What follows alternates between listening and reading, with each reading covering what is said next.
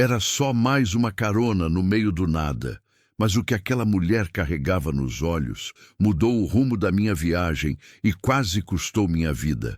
Meu nome é Jairton Ribeiro. Tenho 55 anos e desde os 20 encaro o asfalto desse país com o ronco do motor como companhia.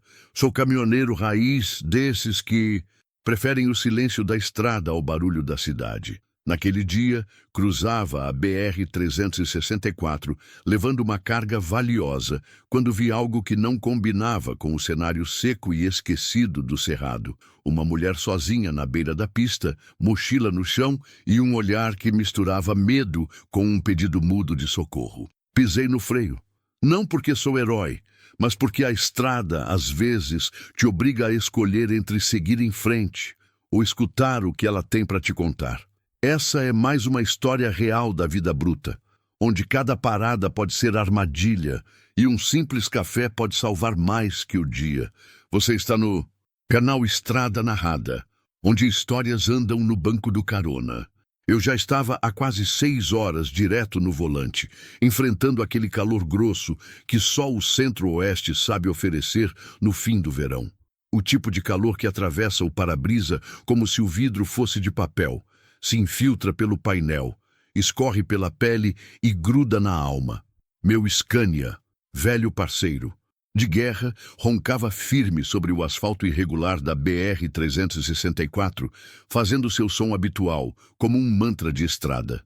O cenário ao redor era o de sempre. Campos secos, arbustos espalhados, algumas vacas magras andando sem pressa.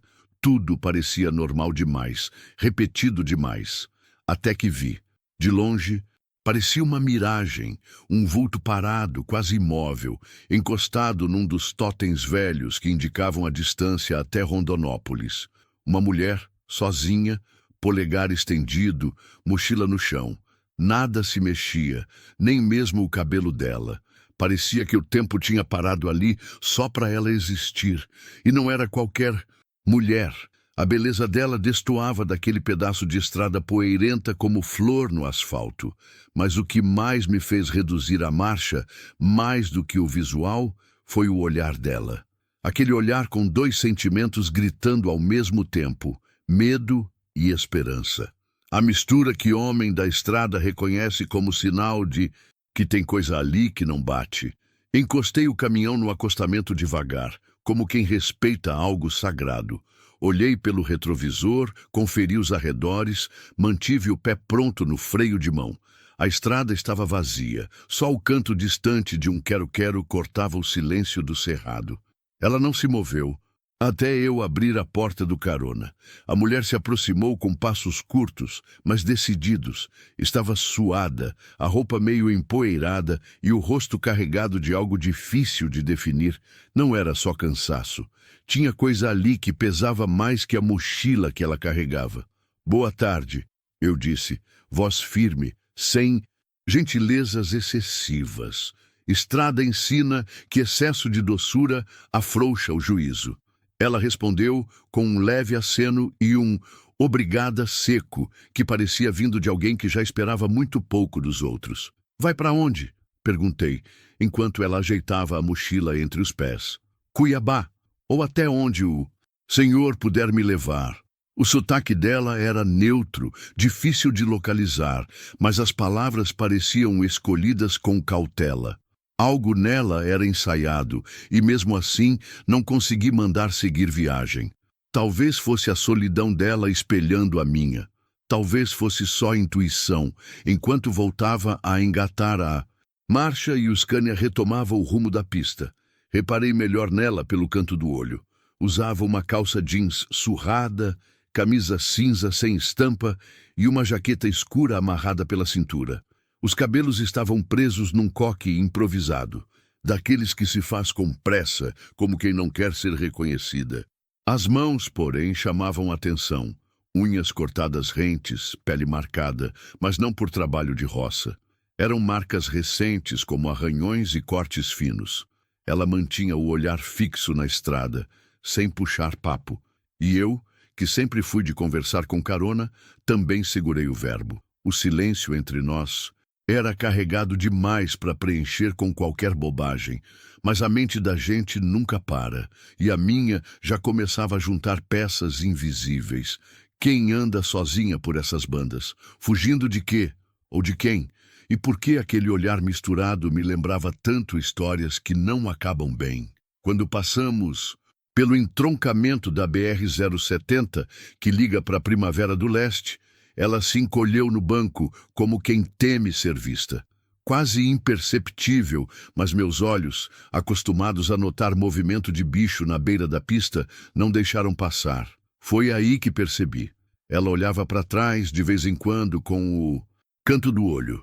Mas não era medo de polícia, disso eu tenho certeza. Era medo de alguém conhecido. Alguém que podia aparecer a qualquer momento vindo atrás.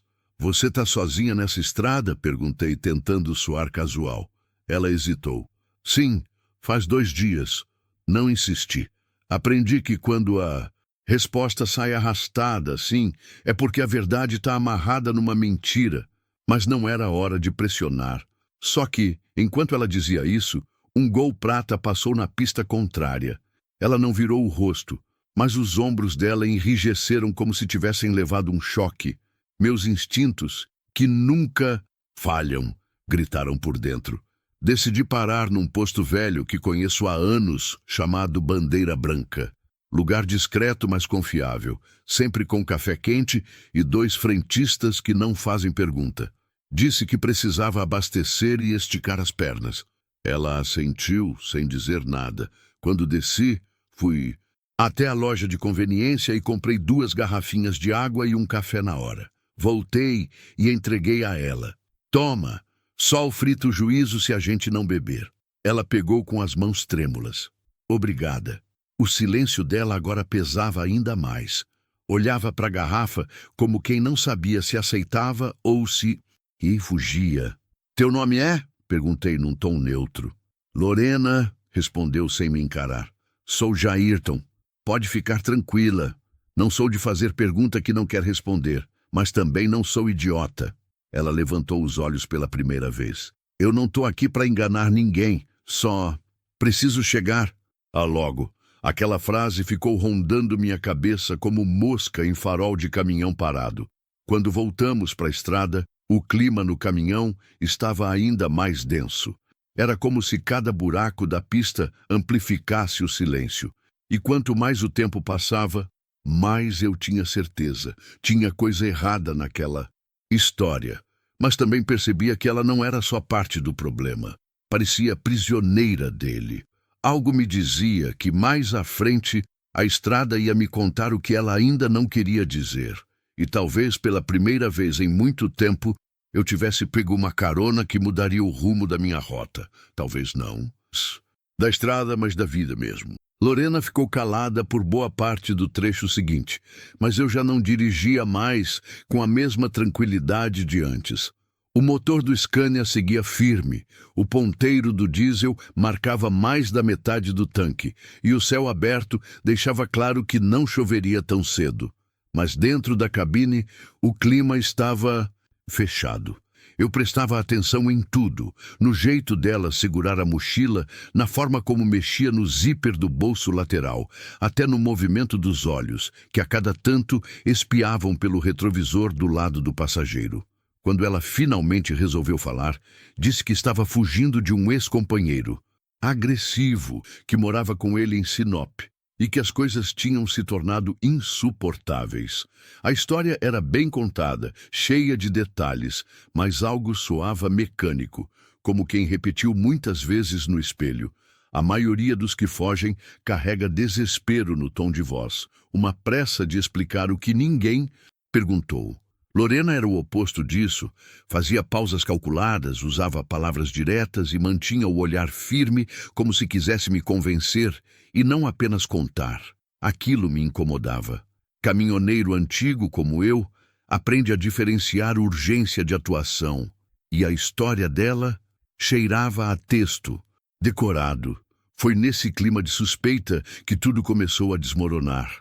Não demorou nem 20 minutos após a conversa dela sobre o tal ex-companheiro para que um Gol prata surgisse na pista contrária. Foi rápido, coisa de segundos. Mas o corpo de Lorena reagiu antes da mente. Ela enrijeceu os ombros, cruzou os braços sobre o peito como escudo e fez um gesto rápido com a mão do lado do vidro, quase imperceptível. Parecia um sinal. Não foi um tchau nem um reflexo. Foi direcionado, milimetricamente posicionado, como quem sabe que está sendo vigiada. Eu vi.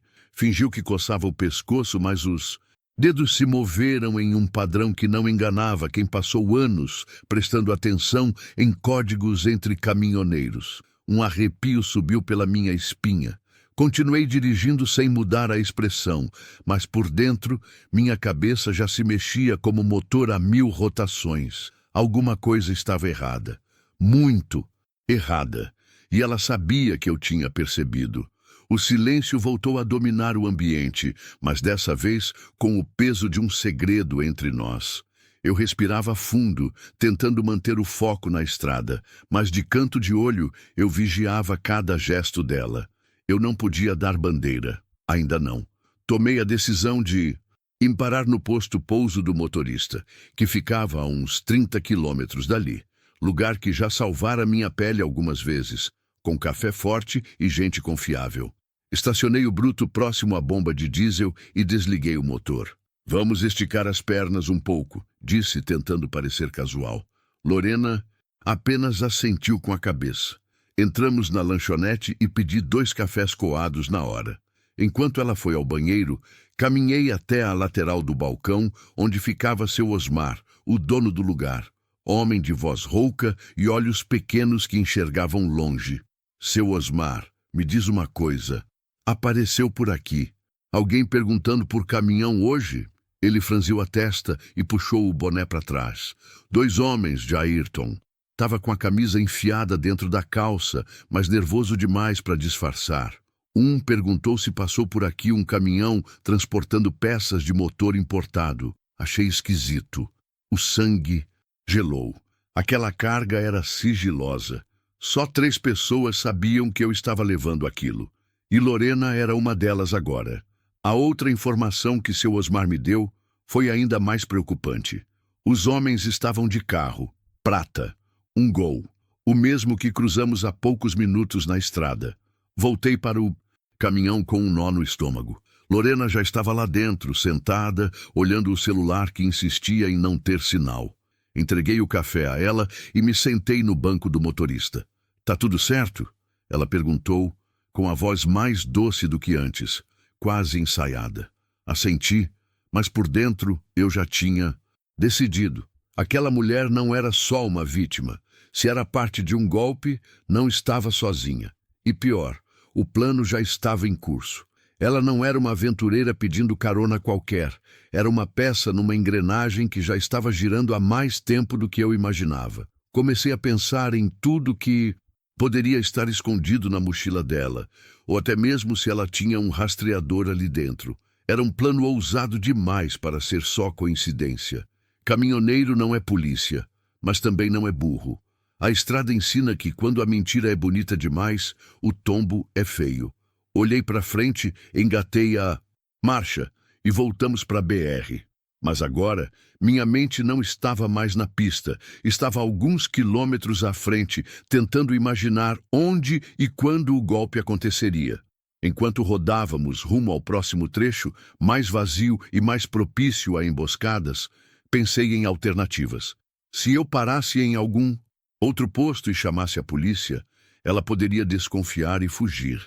Se eu a enfrentasse diretamente, poderia ser perigoso. Mas se eu fingisse acreditar e levasse o jogo até o fim, talvez tivesse uma chance de virar a mesa. O plano estava claro na minha cabeça. Eu só precisava de uma coisa: tempo. E sorte. Muita sorte. Lorena recostou-se no banco e fechou os olhos, talvez por cansaço, talvez para não precisar me encarar. Eu não consegui fazer o mesmo. Mantive os olhos na estrada, mas a atenção no que vinha por trás. Aquela estrada agora não era só um caminho entre cidades, era um campo minado. E qualquer curva errada podia me custar mais que a carga, podia custar a vida. E ela sabia disso tanto quanto eu. O único detalhe que me dava uma vantagem era algo que ela não sabia. Eu conhecia aquele trecho como conheço as rugas da minha mão. E isso, para quem está tentando montar a armadilha, faz toda a diferença. A tensão pairava dentro da cabine como fumaça de freio queimado em descida de serra. O silêncio entre nós dois já não era o mesmo de antes. Agora, era uma contagem regressiva. Eu sabia que ela escondia algo, e ela sabia que eu já não acreditava em cada palavra que saía da boca dela. Depois de mais, alguns quilômetros, avistei uma área de escape desativada e reduzi a velocidade. Sem olhar diretamente para ela, disse seco: "A gente vai precisar conversar, e eu quero ver tua mochila." A reação veio na hora.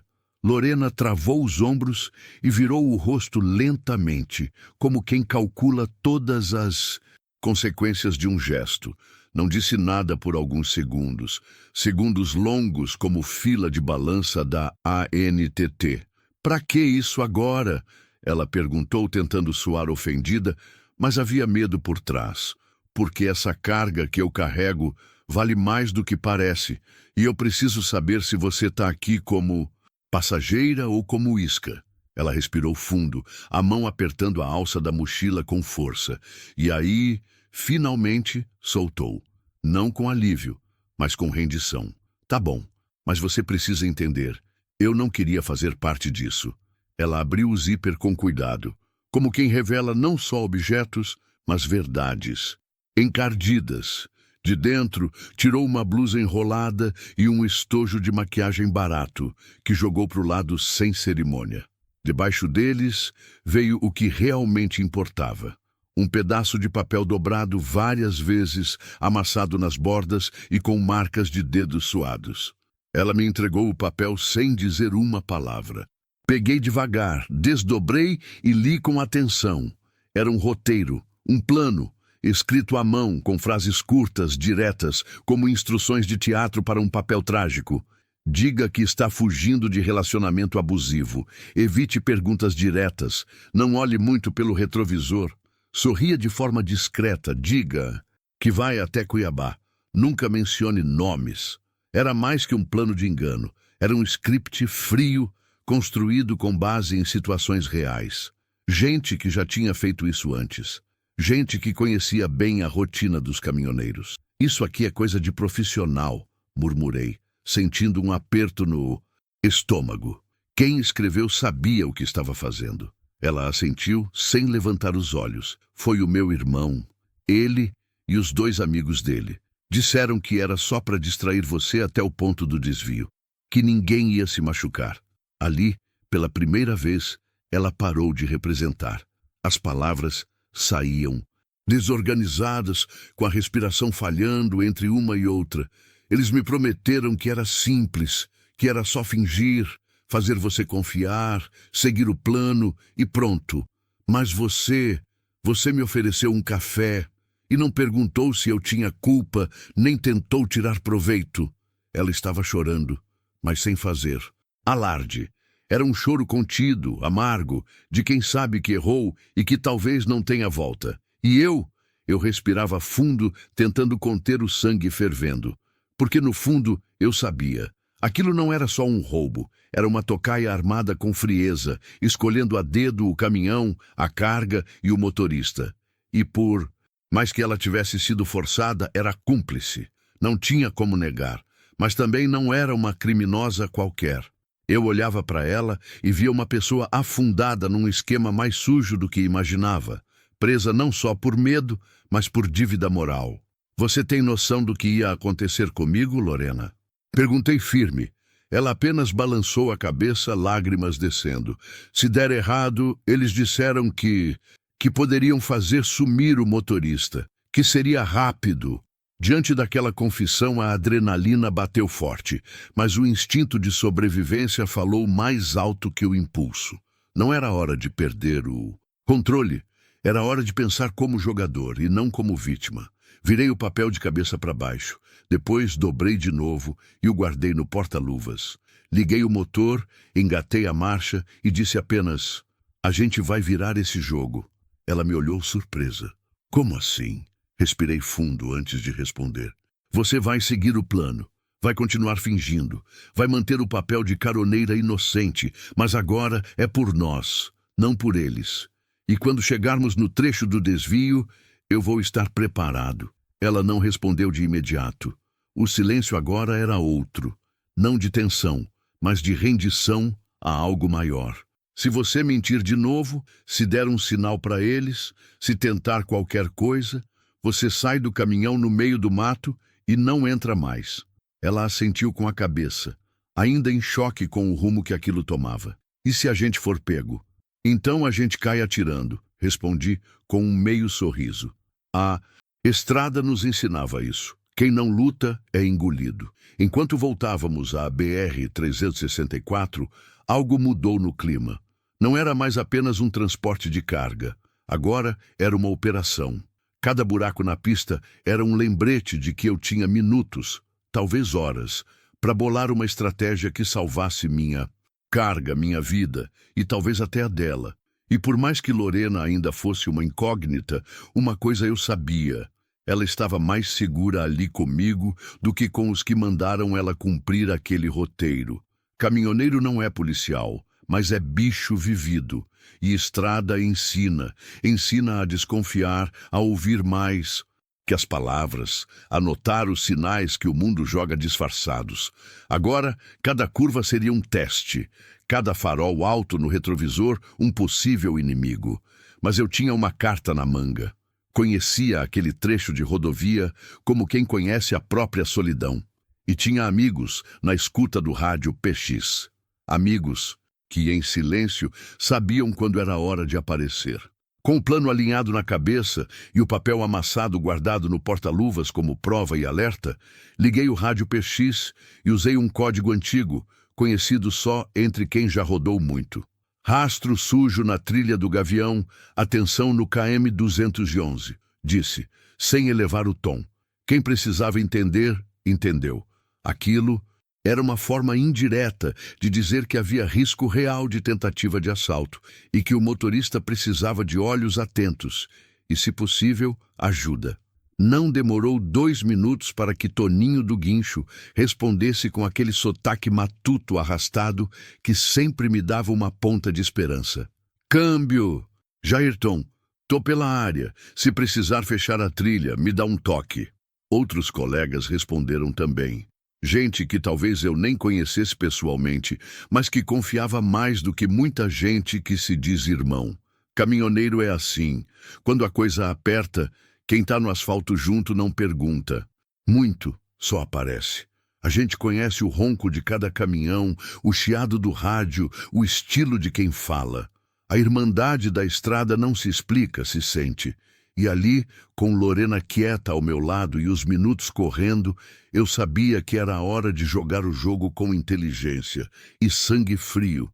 Tirei o Scania da rota principal bem antes do entroncamento marcado no plano deles. Usei um desvio antigo, quase esquecido, que ligava 2 trechos de fazenda por dentro de uma estrada de terra batida. A trilha era conhecida só por caminhoneiros raiz e peões de fazenda. Era estreita, cheia de cascalho solto, ladeada por mato alto e alguns trechos de cerca quebrada. O sol, do fim da tarde, deixava tudo alaranjado, o que piorava a visibilidade de quem tentasse seguir a gente de longe. Lorena, no banco ao lado, segurava a mochila com força, como se quisesse se esconder dentro dela.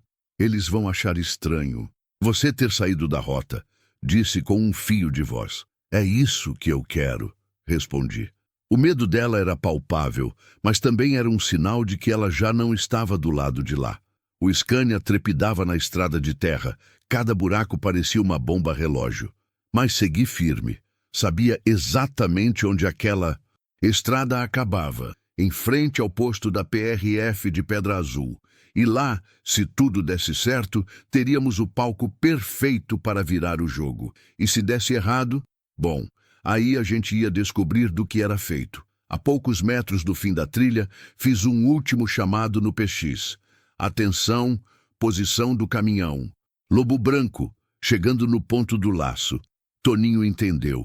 Disse que já estava na área com outro parceiro, escondidos com seus veículos posicionados para bloqueio. A PRF também já tinha sido acionada através de um contato direto que eu tinha desde a época em que transportava combustível. Um sargento de nome Alcides, que já me salvara de uma enrascada no Mato Grosso anos atrás. Ele mesmo tinha respondido com um: "Chega tranquilo, Jairton, já estamos na escuta." Quando saímos da trilha e voltamos ao trecho asfaltado perto do KM 211, o plano estava em movimento. No retrovisor, o que eu temia, apareceu o Gol Prata. Mesmo modelo, mesma atitude agressiva, vinham rápido. Eu diminui a velocidade levemente para deixar que se aproximassem. Lorena soltou um "É eles?" com voz trêmula, e eu confirmei com um olhar no espelho. "Tá na hora, menina, fica firme." O coração batia forte, mas a mente estava gelada. Precisava ser. Os caras no Gol avançaram, o farol alto piscando, sinal claro de que queriam me forçar a parar. Mas em vez de obedecer, segui firme, com um leve desvio à esquerda, como se fosse obedecer ao plano deles. O que eles não sabiam era que, a poucos metros, uma curva fechada escondia o que mudaria tudo. 3 viaturas da PRF posicionadas, com giroflex desligado, só esperando o momento certo. Quando entrei na curva, tudo aconteceu muito rápido. O Gol acelerou para encurtar distância, mas não viu o bloqueio adiante. Tentou desviar para o acostamento e entrar numa passagem de terra ao lado, mas atolou ao passar por cima de um córrego seco coberto de areia fofa. As rodas traseiras giraram em falso, levantando poeira, enquanto os policiais surgiram dos 2 lados da estrada com armas em punho. "Polícia Rodoviária Federal! Mãos na cabeça! Desce do veículo!" A cena parecia de filme, mas era vida real. Os homens tentaram correr, mas já era tarde. Um deles caiu ao pular uma cerca. O outro foi cercado por trás por Toninho e um dos colegas, que surgiram no instante exato. Nenhum disparo, nenhuma chance de fuga. Enquanto tudo se desenrolava, eu segui até o acostamento do posto da PRF. Desliguei o motor e fiquei ali, respirando fundo, as mãos ainda firmes no volante. Lorena estava pálida, sem forças nem para chorar. "Acabou", disse eu, sem olhar para ela, mas sabia que não tinha acabado de verdade. Ainda viriam depoimentos, perguntas, desconfianças, mas a armadilha estava desfeita. Ela não conseguia me encarar. Eu não sabia que ia ser assim. Era a única coisa que conseguia dizer. Não respondi. Caminhoneiro pode perdoar, mas não esquece. Alcides veio até mim, bateu no vidro e disse com um meio sorriso: "Você sempre soube sair das enrascadas, Jairton." Essa foi bonita. Entreguei o papel com o plano escrito à mão. "Isso aqui pode ajudar na investigação." Ele assentiu. "Vai sim, mas o mais importante foi você não ter se calado." E naquele momento, com o sol começando a cair atrás das árvores e o ronco dos motores diminuindo, percebi que aquela história ainda ia render mais que conversa de boteco, ia virar exemplo. E talvez, quem sabe, um lembrete de que na estrada, como na vida, nem sempre quem sorri é amigo, e nem todo silêncio é paz. O sol já começava a inclinar no horizonte, quando a poeira do tumulto se assentou. As viaturas da PRF ainda estavam por ali, com agentes registrando depoimentos, colhendo provas, tirando fotos e coordenando o reboque do Gol atolado.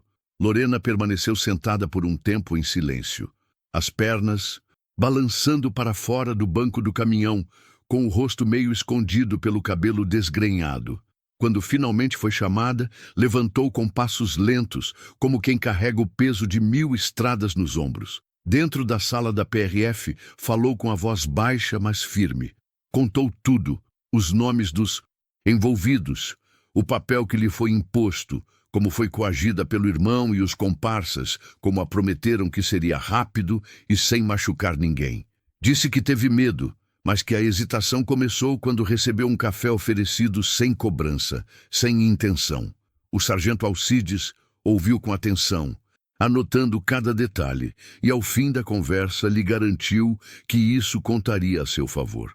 Havia leis, havia processos, mas havia também a consideração de quem entende que nem todo erro nasce da vontade de errar. E ali, naquela salinha simples de paredes bege e estante de arquivo, começou a se desenhar algo raro na beira da estrada, uma chance de recomeço. Quando saiu, Lorena me encontrou do lado de fora, encostado no paralama do Scania, fumando um cigarro que eu nem queria, mas que servia para aquietar a mente. Ela veio devagar, os olhos vermelhos, mas o corpo um pouco mais leve. Nas mãos, o papel, aquele mesmo que continha as instruções frias, o roteiro da farsa. Ela me olhou por um segundo, e então, sem dizer nada, rasgou o papel ali mesmo, em pedaços miúdos, e o soltou no vento. Os fragmentos flutuaram por um instante antes de cair sobre o cascalho do acostamento. Você podia ter me deixado lá, naquela estrada, ela disse. Qualquer outro motorista teria seguido viagem. Eu apenas balancei a cabeça, sem fazer pose de herói. Não sou qualquer motorista, Lorena. Sou só um homem que aprendeu que prestar atenção nos detalhes pode ser a diferença entre voltar para casa ou não voltar. Ela enxugou uma lágrima com as costas da mão. Obrigada por não me tratar como lixo. Foi tudo o que disse antes de se afastar, acompanhada por um dos agentes. Fiquei olhando até desaparecer pela lateral do posto, onde um carro descaracterizado da polícia aguardava para levá-la. Aquela despedida doeu. Não pelo que poderia ter sido, mas pelo que quase foi. Voltei para o caminhão com o coração apertado, mas firme na certeza de que tinha feito certo. Engatei a marcha, liguei os faróis e segui viagem por mais uns 30 minutos, em silêncio, com o rádio desligado, como se a estrada precisasse respirar sozinha depois de tudo aquilo. Quando vi a placa indicando Cantinho do Caminhoneiro, 500 metros, reduzi. Era um daqueles botecos que parecem esquecidos no tempo, onde se vende diesel, pão de queijo e histórias em partes iguais. Estacionei o bruto de lado, desliguei o motor e desci devagar. O barulho do motor sumindo aos poucos foi como um suspiro do dia terminando. Entrei e fui direto ao balcão. Pedi um café coado no pano, do jeito que só mineiro sabe fazer. O dono nem perguntou meu nome, só olhou nos meus olhos e falou: "Tá precisando de um gole forte, né?" "Amigo", assenti. Ele serviu numa xícara lascada, mas limpa, e fui me sentar no banco de madeira do lado de fora, com vista para o campo aberto. O céu começava a se tingir de tons alaranjados e violetas, e o vento trazia cheiro de mato seco misturado com fumaça de fogueira distante. Era o Brasil que eu conhecia, o Brasil que me criara. Fiquei ali um bom tempo só observando. Um cachorro magro passou arrastando a barriga no chão e um senhor mais velho que eu puxava uma carretinha cheia de garrafas PET vazias. Ninguém tinha pressa. A estrada, naquele trecho, também parecia querer parar. O café, quente e forte, queimava a língua e aquecia por dentro. E foi nesse silêncio que entendi o que aquele dia tinha realmente me ensinado. Nem todo perigo vem de cara feia, e nem todo golpe é anunciado com arma na mão. Às vezes o inimigo vem com sorriso, com voz mansa, com histórias bem contadas. Mas também aprendi que a salvação pode estar nos detalhes pequenos, num olhar desconfiado, num gesto fora de hora, num café oferecido sem segunda intenção. A estrada forma a gente como gente nenhuma forma. E só quem vive nela todos os dias entende que ela dá e tira com a mesma facilidade e que, às vezes, um simples gole de café pode ser mais eficaz que uma arma carregada. Terminei a bebida e deixei a xícara no degrau da varanda, como fazia meu pai. Buzinei 2 vezes, não por costume, mas por memória. Era o sinal entre mim e seu natalício, meu parceiro de estrada, quando a gente queria dizer: "Tô vivo e seguindo." Ninguém respondeu, mas não precisava. A estrada já sabia. Dei partida no Scania, que respondeu com seu ronco grave e fiel: e peguei de novo a BR-364. A noite já se deitava sobre o cerrado e as primeiras estrelas piscavam tímidas. No rádio, nada além de chiado. Era o tipo de silêncio que eu respeitava. E enquanto dirigia, repassava tudo na mente, como um filme. Eu não sabia o que seria de Lorena dali para frente. Se cumpriria a pena, se fugiria, se recomeçaria. Mas uma coisa eu sabia. Naquele dia, ela teve a chance de sair viva. E eu também. E isso, na vida de um caminhoneiro, já é mais do que muita gente tem. Porque algumas viagens viram lembrança, outras viram aprendizado. Mas tem aquelas que viram lenda. E essa vai rodar muita boca por muito tempo ainda. E aí, gostou dessa história? Aqui na Estrada Narrada, cada curva esconde um enredo que merece ser contado. Se essa história te prendeu do início ao fim, deixa o like, se inscreve no canal e comenta o que achou. A sua opinião é o combustível que nos move. E claro, manda esse vídeo para alguém que adoraria ouvir uma boa história de estrada. Até a próxima viagem.